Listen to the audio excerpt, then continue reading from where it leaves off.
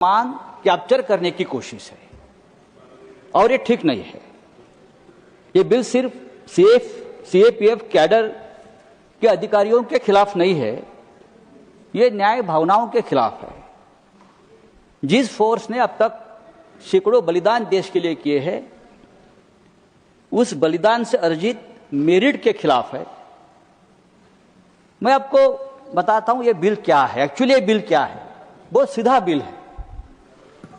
ये bill actually क्या है, एक उदाहरण के तौर पर, बुरा मत मानिए, एक उदाहरण के तौर पर मैं बताता हूं।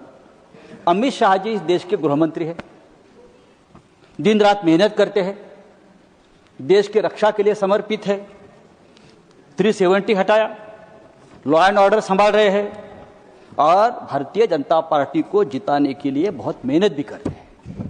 चुनाव आयोग, supreme court, ED, CBI, BJP को इस तरह से मैनेज कर लेते हैं कि बस और कोई मैनेज नहीं कर सकता है। गृह मंत्रालय के माध्यम से पार्टियों को तोड़ देते हैं, अपनी सरकार लाते हैं। लेकिन अचानक पीएमओ से ऑर्डर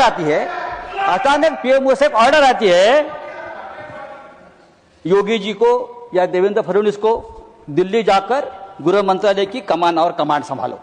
आप विषय पर, लेकिन अमित भाई अपना काम करते रहेंगे, उनको मत डिस्टर्ब करो। देखिए बजाय इधर देखकर बोलिए। ये बिल ऐसा ही है, सीएपीएफ अपना काम करता रहेगा, लेकिन इस फोर्स की कमान होगी आईपीएस के पास।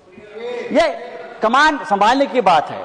देखिए, अगर किसी एक मंत्रालय की कमान किसी और को दी जाती है तो वो कितना डिस्टर्ब हो जाएगा, पूरा विभाग, पूरी मिनिस्ट्री।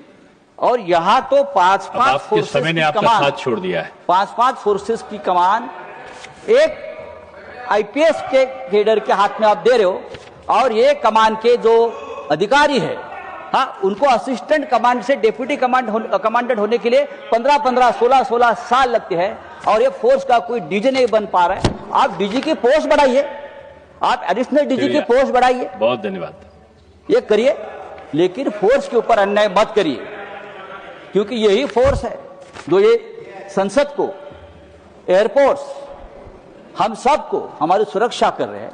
सर, ये बहुत ही गंभीर बिल है और इसका खामियाजा हम सबको भुगतना पड़ेगा। अगर ये फोर्स में अनरेस्ट रहा तो ये बंदूक के जो उनके